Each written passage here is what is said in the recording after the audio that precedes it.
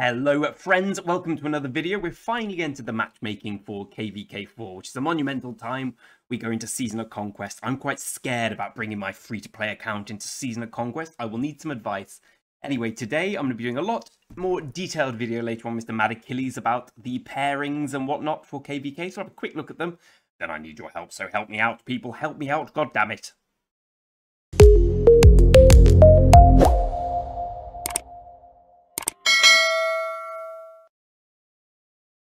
We shall begin by looking at the pairing. So this, if I can get it up on the screen, is what we are. So we are 3310. We are with 3290 and 3300 in our bracket. We ran into 3290 last time. They were very good. I thought. I don't know anything about 3300. We are against 3308, 3316, and 3317. I know that 3308, you don't need to look at their kill points to know that they're very good. They've got some very good migrants in. We're against 3316. They've been less good so far, but you never know. My new season, new set of migrations, and I don't really know much about 3317. We are allied with Wind, with 3294, our big adversaries from the last KVK. I believe quite a few people migrated out, but they're still very active. 3299, don't think I know anything about them. And 3315, similarly, I know nothing about them. And we're against Water, against 3305, who I thought were very good. 3289, who are very, very good. Perhaps less good than they were, but still very strong. And 3307, who were a terrible kingdom in the last KVK. You may remember us quite memorably doing a 1v3 on the pass, and basically a 1v3 for all of Kingsland. Most of that was because 3307 didn't fight, so the very fact we've avoided them says a lot. It's a really interesting matchup. I'm happy to have 90 as an ally. I don't really know the other kingdoms. Happy to have the Olive Branch with 94. 8's going to be the big adversary. They're a very strong kingdom. As you can see, the kill points say it all. Us and 08. I say us. What I mean is other people in the kingdom, not me. And 08 are really the two big dogs. So we will see what happens. Interesting anyway. I'm looking forward to it.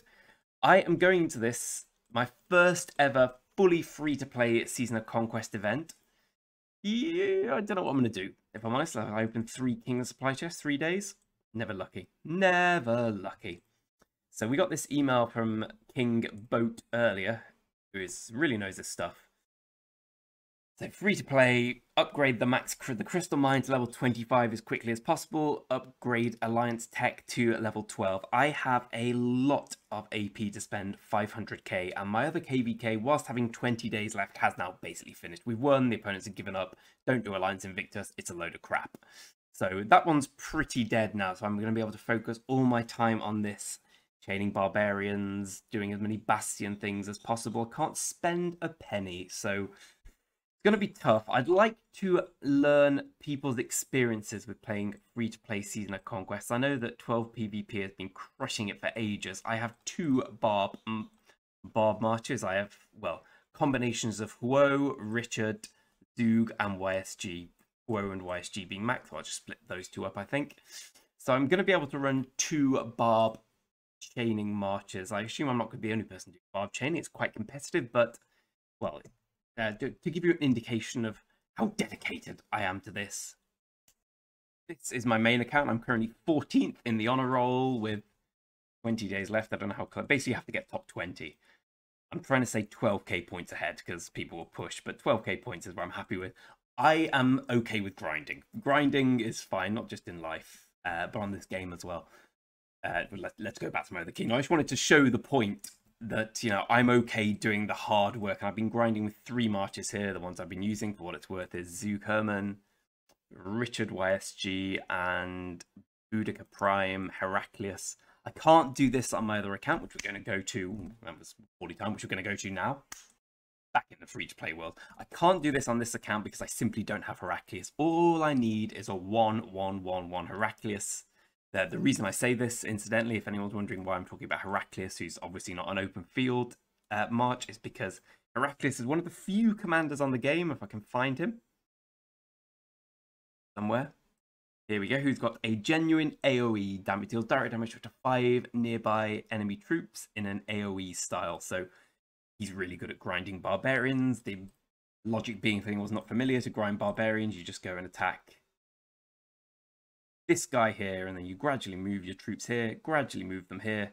The idea being you use one set of AP to get everyone. So I have 2 marches that can do that. I could try Ethel if I was a madman. I'm not a madman, so I'm going to be grinding with 2 marches. So I'm going to be able to get quite a lot of crystals from that. It's going to be my main source as well as the bastions. I won't be able to buy I won't be able to buy anything, obviously. The crystal boost, the crystal quest. So we know this account's never going to be a rally lead or anything like that. My question is, how useful is it going to be in KVK 4? I thought I was going to be practically useless even with tier 5 in KVK 3 because I was running Kuo YSG, which isn't a meta march. Obviously, I was wrong. I was quite useful. I thought the fighting I was able to find the time to do. So I'm hoping that continues in KVK 4. One thing I'm a little worried about is my my troop count. So I have this many troops: 450k tier 5 cav, 365k tier 5 archers, a nice smattering of tier 4 and archers and infantry, load of loose siege. I'll get rid of. I've basically got 1.5 million useful troops. Now it's the same problem again. I genuinely don't care about troops on this account. Like, I need 3 marches of 300k each. So the rest can die, no problem at all. But that still leaves me with 600k dead max. Not many. So I'm in a bit of a quandary. At the moment, we've in the Marauder Fort Day. Oh, God. Listen, say what you want about 3307. They're very good at the PvE side of the game. PvP, not so good. They're terrible. Maybe they'll make me eat my words. But they are great at the PvE bit. We have a kingdom mandate to not do Marauders. The reason is KVK barbs are just so much better. Yes, they take double the AP, but you get materials, you get the crystals, you get speed ups, you get great resources, even though you do gradually lose resources. So we are not doing the Marauders. We will see how this looks after the troop training phase. The reason I bring this up is I think you get 500k crystals for getting 200k power in the troop training phase. So I'm definitely going to do that. My question is, though, how much do I go all in? I'm never going to get a high score in pre-KVK. If I look through my speed ups, I have a decent amount. I always do this, right? Let's just get it on screen how many I've got. Okay, I've got this many. So a decent amount, more so than I thought. Obviously, I'm assuming here all the universal is going to be used for training. In reality, some might be used for healing. I'm not going to use any for research at this stage. I'm not too fussed about pushing tier 5. So we've got a year and a half, let's say. So the question here is, do I just go all in here, try and get a decent score in pre-KVK? I open this now. I mean, would you get individually? You get a few crystals, right? Yeah, I'd probably come, let's say, around about here. I'd get paltry amount of crystal, 3 gold heads. It doesn't really seem worth it. The alternative is, I mean, I view a Zenith as 7 years. I think that's what I got my other Zenith with. That's how much I had. I didn't have to use... In fact, I could have used 3 years in the end. It was such a low score for the Archer Zenith. But I say, if you've got 7 years worth of speed up, you've got a good chance of winning a Zenith. I'm a fifth of the way there, and I haven't been saving. I just happen to be in the world's greatest alliance, where everyone seems to buy gold chests every day. We get loads of great stuff.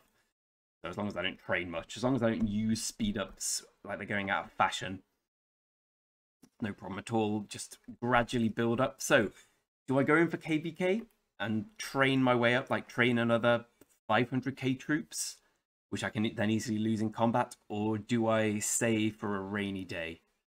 I'm not quite sure what I should do personally. I almost think there's a third option, which is basically train up in KVK with the Bastion quest for the power, increasing the power and troop training, because you get those every day if you know what you're doing, and those provide the most crystals.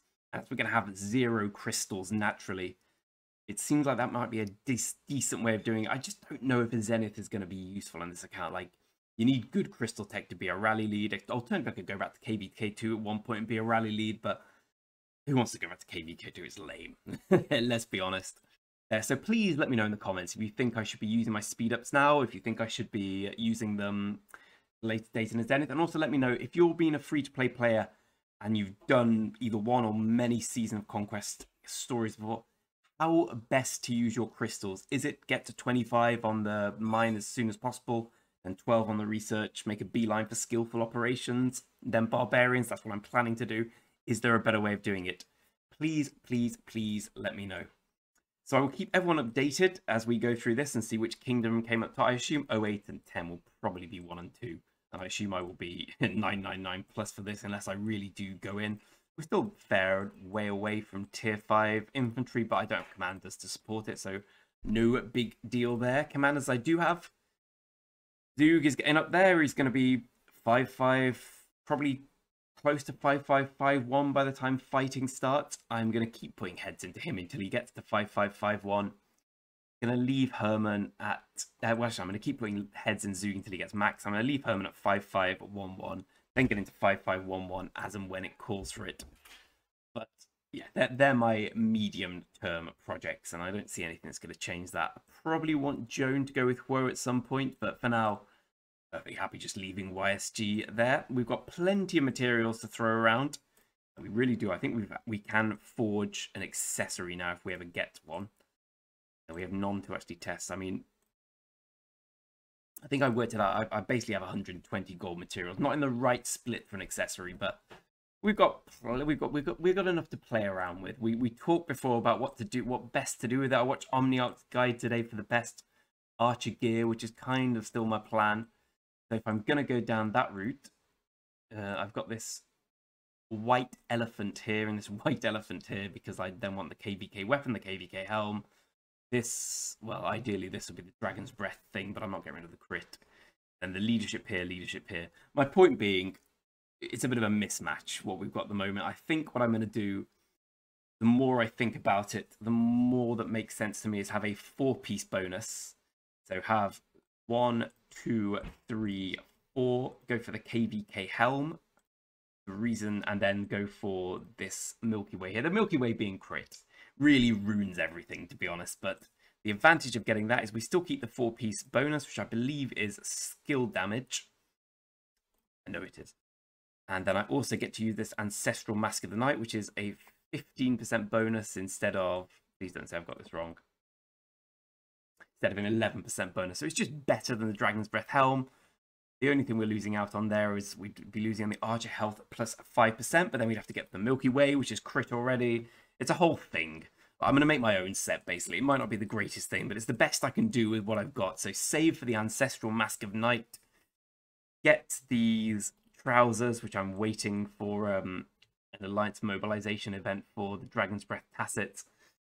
And then start working on some accessories, I think, or look at my set, or look at my Cav set, which is very much in need of the Conquest Coin Helm for that as well. So it's going to be a long old journey to get the Conquest Coin Helm and the Conquest Coin for both these things, but that's what Rock is as a free-to-play account. You've got a long journey ahead of you. You're still some way away from this. The boots, the Hellish Wasteland will be a huge upgrade as well.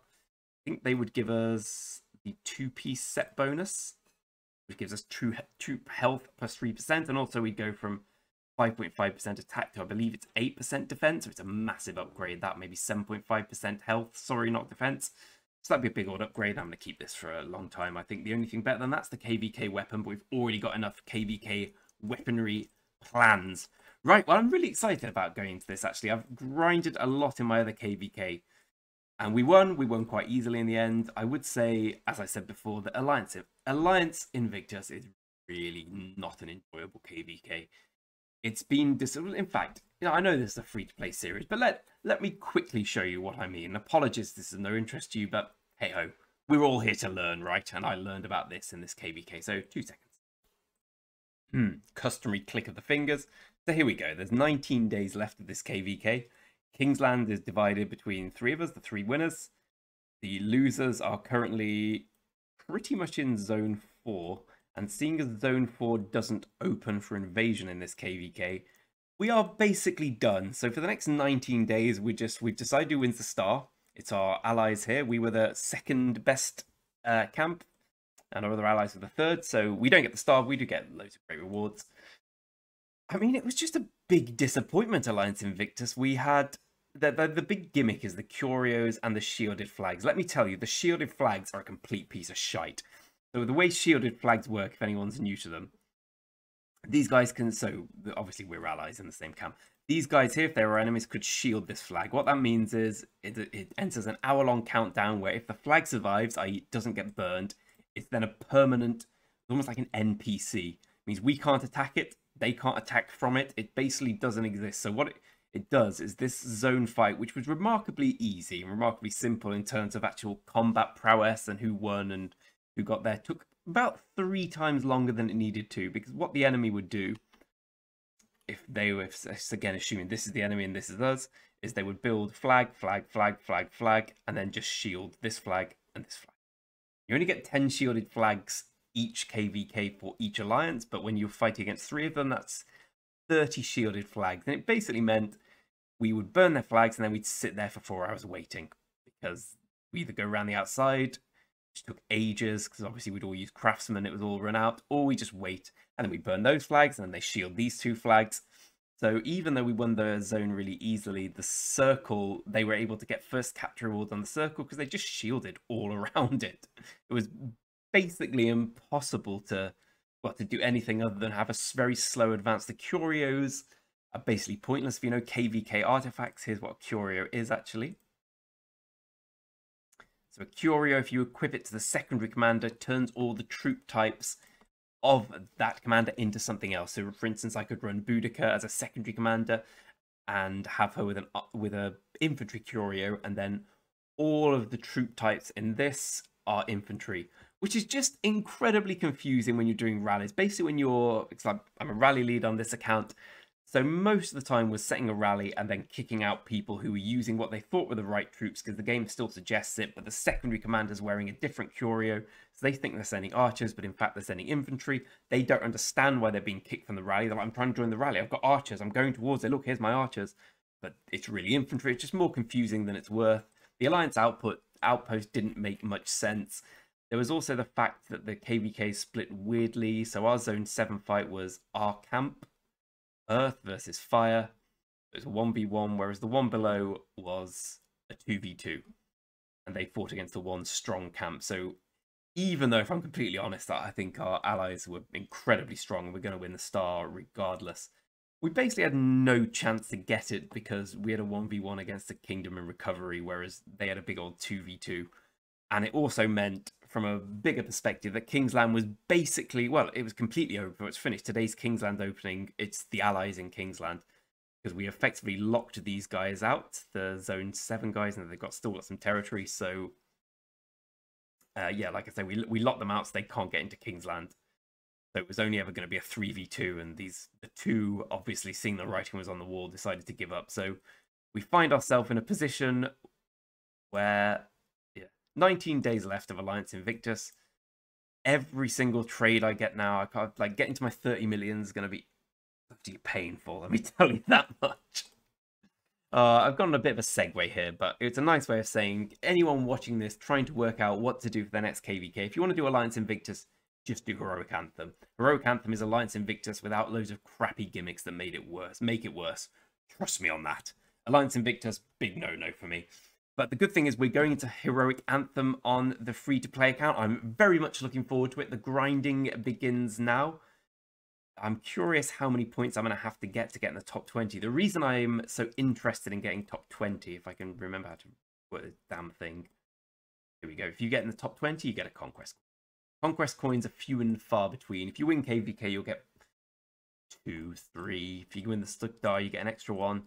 But all the extra Conquest coin worth their weight in gold. I'm not, unless I do tier 1 trading, which I don't want to do, I'm not going to be able to get the 30 million kills on my free-to-play, which gets you another Conquest coin, so that's out the window. I need I need 4 Conquest coins to get the 2 helms. Every single one I can get. I don't think realistically I'll be able to get the top 20 honor reward. I mean, admittedly, I had fewer AP here. I start with about 300k, and I'm going to make sure I get top 20. On the other account, I've got about 500k, but I've only got 2 marches, and they're a lot weaker than the ones here. Let me tell you, this might be a relatively new account, but the marches slap a little bit, so I'm chaining them not too hard. I mean, I'm one of the very few people in the world who's got a Max Richard and doesn't regret it. It just doesn't die in Barbarian Marches. I mean, the amount of barbarians I've killed with it. I'm going off topic. Anyway, we have our KVK4 starting in 4 and a bit days. I'm very much looking forward to it. I very much hope we don't go into Alliance Invictus neck. Heroic Anthem was where it's at, and Warriors Unbound, but Heroic Anthem's great. Let me know your tips for free-to-play Heroic Anthem, or indeed any Seasonal Conquest story. I really need to get on board with them very, very quickly. Right, friends, that was a bit of an all-over-the-place tour through my mind, but that's how it is sometimes. I talk, you watch, and think, oh, yeah, it was all right, or didn't like that one. That's just how it is. Good luck to England. At the moment on this account, we have the name Ollie Gregkins. We've also had Jude Gregingham. When England inevitably lose on Sunday, there'll be a more traitorous name. But until then, we're sticking with Ollie Gregkins. Righto, folks. Let me know what you think. Till next time, cheerio.